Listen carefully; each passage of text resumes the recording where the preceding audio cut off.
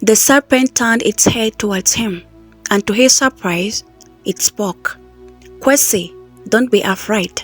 I'm Selena, but I'm also something else. I'm from the river, a creature born from its water. I was sent to take away your tears, to heal your heart.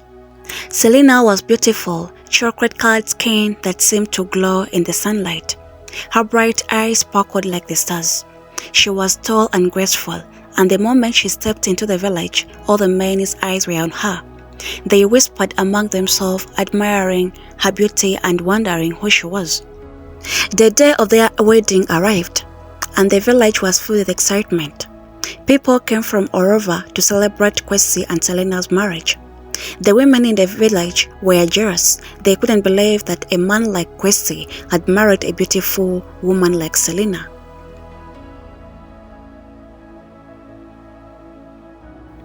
Kwesi had lived in the village for many years, but he was known by everyone as a man who had never married. He was a hard worker, kind-hearted, and always willing to help anyone in need. But there was one thing that no one could overlook. Kwesi was poor. He didn't have much money, and his small farm barely provided enough food for him, let alone a wife. Despite his poverty, Kwesi was determined to find a woman who would love him for who he was. He would go to the village square, hoping to meet someone who might see past his lack of wealth. But the women only laughed when they saw him. They mocked him, calling him poor and unworthy of their attention. Who would marry a man with nothing? They would say, "You'll be lucky to find someone to even talk to you, Kwesi." These words hurt Kwesi deeply, but he never let them show. Every day, he would wake up early to work on his farm, attending to his crops and his animals. Yet, despite his effort, the villagers continued to treat him with disdain. He began to wonder if he would ever find happiness, if anyone would ever see him for who he truly was. One day, after another long day of work, Kwesi went to the river stream to fetch water. He was feeling especially down that day, his heart heavy with rejection he had faced. As he stood by the water, he couldn't hold back his tears anymore. "Why?" he cried out to the river. "Why do women reject me? I'm not that bad. I work hard, I'm kind. Why can't anyone love me?" The river, quiet and still, listened to Kwesi's tears. It had had many cries before, but this felt different. This was a cry of a man who had been rejected time and time again, a man whose heart had been broken by the harsh words of those around him. The river whispered softly to him, but Kwesi did not hear. He was too lost in his sadness. Days turned into weeks, and Kwesi's loneliness grew. He continued to work on his farm, but he still longed for a companion, someone to share his life with. He spent most of his time alone, working and thinking about what would have been the problem. But everything changed the day a new woman arrived in the village. Her name was Selena, and she was unlike any woman Kwesi had ever seen. She had a beautiful chocolate-colored skin that seemed to glow in the sunlight. Her bright eyes sparkled like the star. She was tall and graceful, and the moment she stepped into the village, all the men's eyes were on her. They whispered among themselves, admiring her beauty and wondering who she was. Even the women couldn't help but notice her. But there was something different about Selena. While other women in the village focused on gossip and fashion, Selena had an air of mystery about her. She never joined in with any other women, and she never seemed interested in attention she received. She simply went by her business with a quiet dignity. One day, while Kwesi was in the forest gathering firewood, he heard footsteps behind him. He turned around to see Selena walking towards him. She smiled at him, and for a moment, Kwesi was stunned. He had never spoken to such a beautiful woman before, and he felt a little nervous. "Hello," she said, her voice soft but clear. "I'm Selena. I'm new to the village." Kwesi smiled back, a little shy but eager to make a good impression. "I'm Kwesi," he said. "Welcome to our village. How are you liking it here so far?" Selena laughed gently. "It's quiet, but I think I'll get used to it. I'm still exploring." They started talking, and as the conversation went on, Kwesi found himself feeling more at ease. He had never met anyone like Selena before. She was kind, intelligent, and had a way to make him feel special. They talked about everything in life, the weather, the hopes, and the dreams. As the conversation came to an end, Selena smiled again and said, "It was nice meeting you, Kwesi. I'll see you around."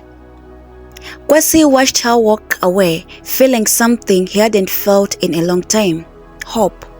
For some time, he felt like maybe, just maybe, there was someone who could see him for who he truly was. As the days went by, Kwesi and Selena became best friends. They would meet in the village square, by the river, or in the forest.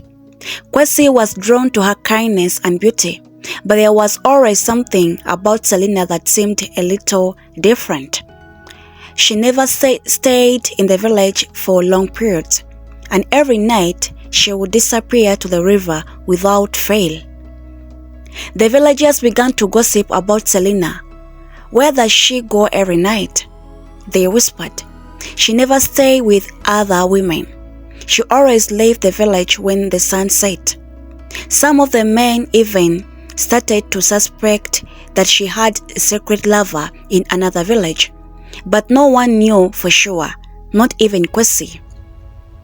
One evening, after spending the afternoon with her, Kwesi asked her, "Selena, where do you go every night?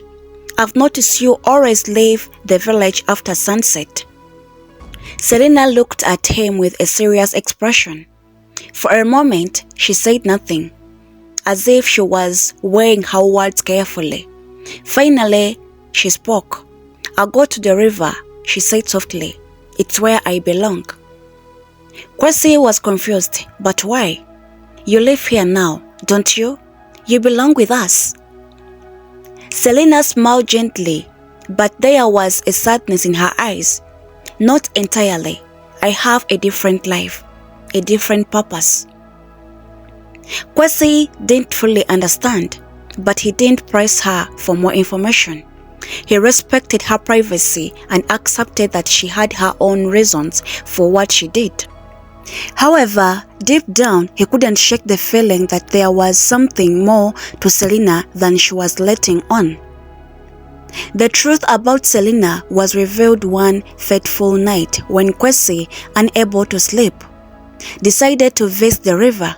He wanted to see for himself where Selena went, hoping to understand her better. As he approached the river, he saw her standing at the river edge, staring out into the distance. Suddenly, to Kwesi's shock, Selena began to change before his very eyes. Her skin shimmered in the moonlight, and her body elongated. In a moment of pure magic, Selena transformed into a big serpent, a giant snake, shimmering scales and glowing eyes. Kwesi gasped, froze in a place. The serpent turned its head towards him, and to his surprise, it spoke. "Kwesi, don't be afraid. I'm Selena, but I'm also something else. I'm from the river, a creature born from its water. I was sent to you to take away your tears, to heal your heart." Kwesi stood there, speechless, as Selena, now a snake, slithered close to him. She told him her story, explaining how she had been sent by the River Queen to help him find love and happiness. "I came to you because you were the one who cried to the river," she said softly. "I was sent to take away your sorrow and to give you a life full of love." Kwesi felt a mixture of fear and awe, but he also felt something else. understanding. He had cried to the river, and now the river had answered his tears in the most unexpected way. He realized that Selena's love was true, even though she was not entirely human. "Don't be afraid, Kwesi," she said gently. "I'm here to help you, to give you the love you deserve. You are not alone anymore." And so, Kwesi, despite his fear, accepted her love. He understood that Selena was not just a woman. She was a creature of the river, sent to heal him from his broken heart. With this knowledge, he felt more at peace than he ever had before. News of Kwesi and Selena's growing bond spread quickly through the village. The men envied Kwesi, and the women whispered among themselves, shocked that someone like him could capture the heart of a woman as beautiful as Selena. How could she choose Kwesi of all people? They muttered, "He has nothing to offer her." But Selena didn't care about their gossip. Her connection with Kwesi grew stronger each passing day. Kwesi, for the first time in years, felt a sense of belonging. Selena had brought light into his life, and he was ready to take the next step. One evening, under the orange glow of the sunset sun, Kwesi gathered his courage and asked Selena to marry him. "Selena," he began, his voice trembling, "I know I don't have much to offer, but I love you. I want to spend the rest of my life with you. Will you marry me?"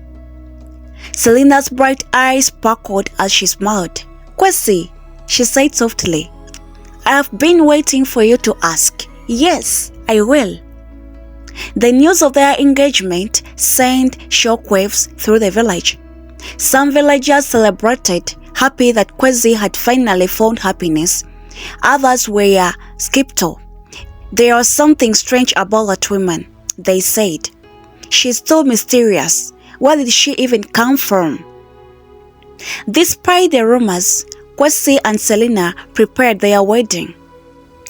Kwesi's humble home was decorated with colorful clothes and flowers, and the villagers gathered to witness their union.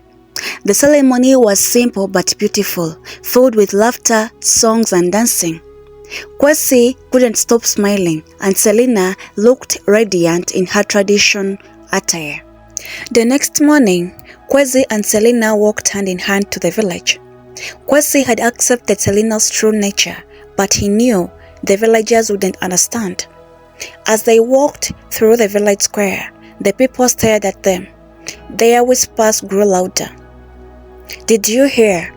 Selena is a snake," one woman said. "I knew there was something strange about her," another added. Kwesi stopped and turned to face the crowd. "Yes, Selena is different. You've heard about it." His voice strong. "But she's also the woman I love. She has brought me happiness and showed me kindness when no one else did. I don't care what she is. She's my wife, and I'll stand by her side." The villagers were shocked by Kwesi's words. Some were moved by his bravery, while others shook their heads in disbelief. But Kwesi didn't care. He had made his choice, and he was determined to stand by it. Selena squeezed his hand, her heart filled with gratitude. For the first time, she felt truly accepted for who she was. Together, they walked away from the crowd, ready to face whatever challenge laid ahead. Despite Kwesi's bold declaration, the village was in turmoil. The news of Selena's true form spread like wildfire. Everywhere Kwesi and Selena went, they were met with whispers and judgmental stares. "She's not human," one elder muttered to her friend. "What if she brings a curse to the village?" another woman asked. The gossip grew louder each day, and some villagers began to avoid Kwesi entirely. Even his old friends turned their back on him. One afternoon, as Kwesi walked to the market to buy food, he overheard a group of men talking. "He's a fool," one of them said. "How can he live with a snake?" He's inviting trouble into his life. Kwesi clenched his fist but chose to stay silent.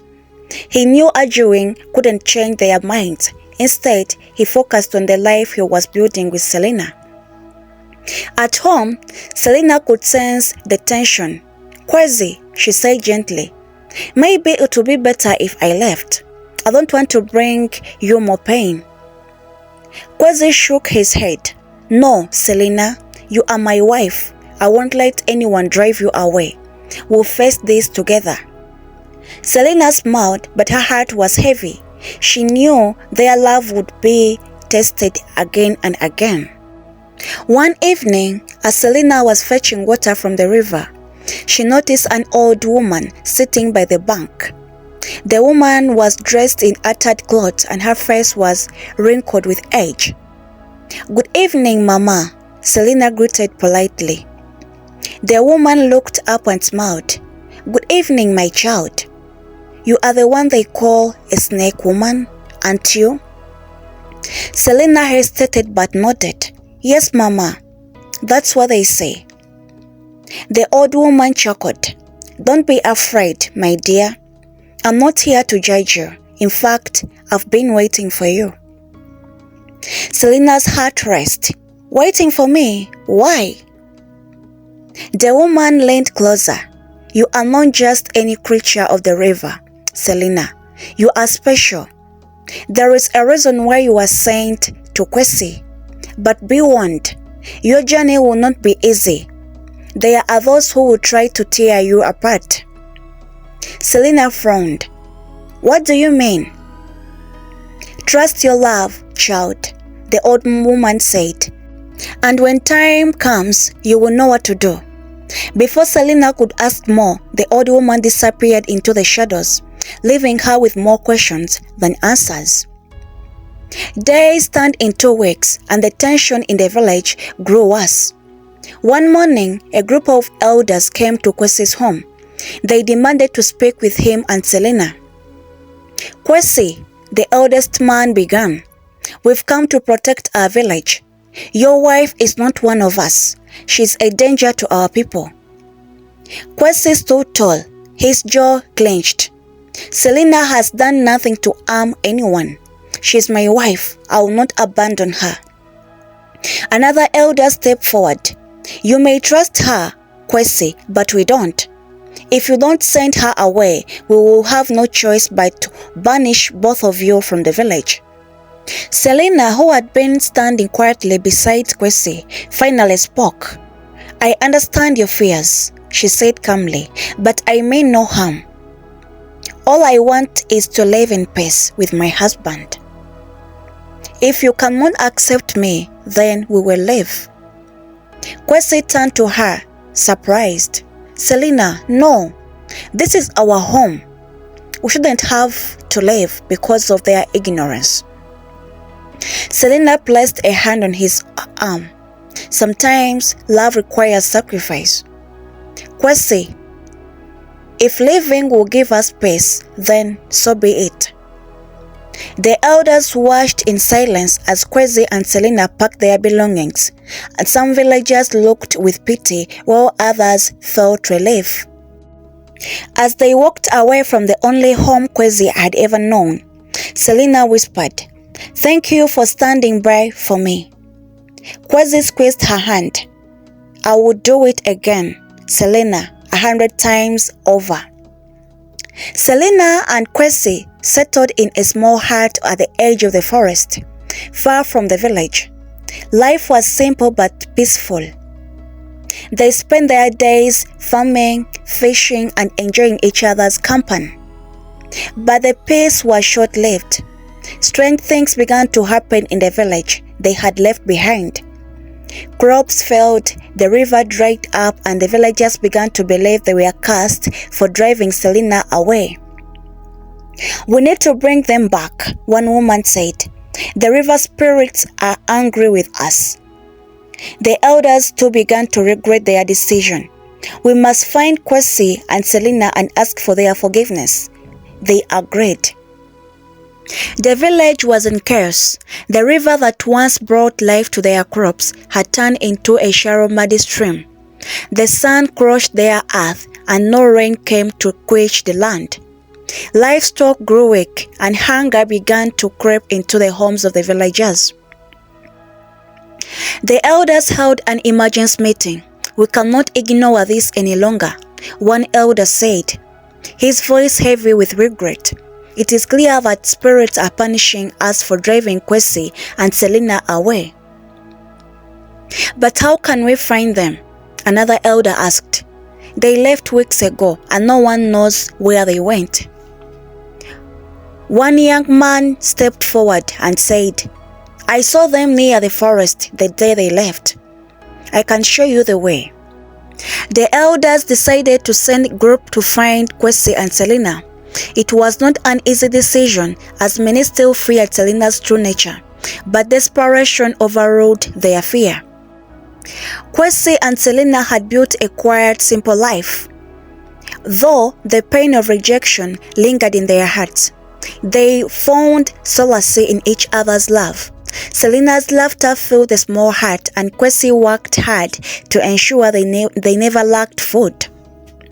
One afternoon, as Kwesi was chopping firewood, he heard voices approaching.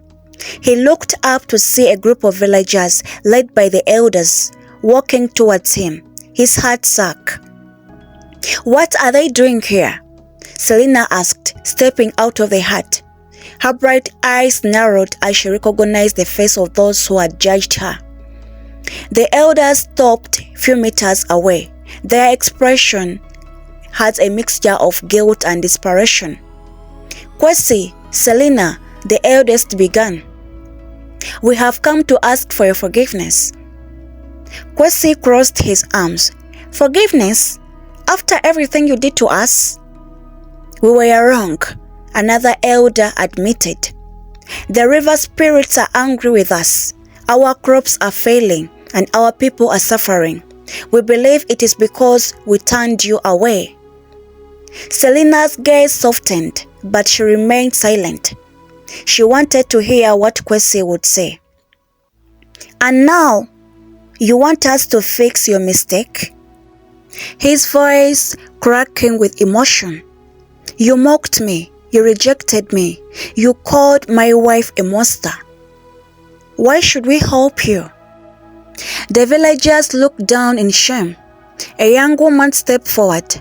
"Please, Kwesi," she said, tears streaming down her face.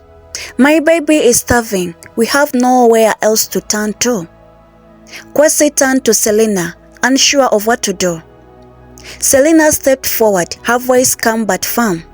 "We'll help you, but only if you promise to accept us as we are. No more judgment, no more fear." The elders nodded eagerly. "We promise." Selena led the villagers back to the river. The once mighty waters had been reduced to the trickle. She knelt by the river bank and placed her hands on the ground, whispering in a language no one understood. The villagers watched in awe as the water began to ripple and rise. A soft hum filled the air, and the ground beneath seemed to vibrate suddenly. The river burst forth with life, its water flowing clearly and strong once more. Gossip of relief and joy erupted from the crowd. "The spirit had forgiven us," someone cried. Selena stood and turned to the villagers. "The river has been restored, but remember, this respects the spirit and each other. If you break your promise, the river may not be kind next time." The villagers fell on their knees, thanking Selena and Kwesi for their mercy. Kwesi felt a surge of pride as he looked at his wife. She was more than he had ever dreamed of, and he knew he would stand by her no matter what.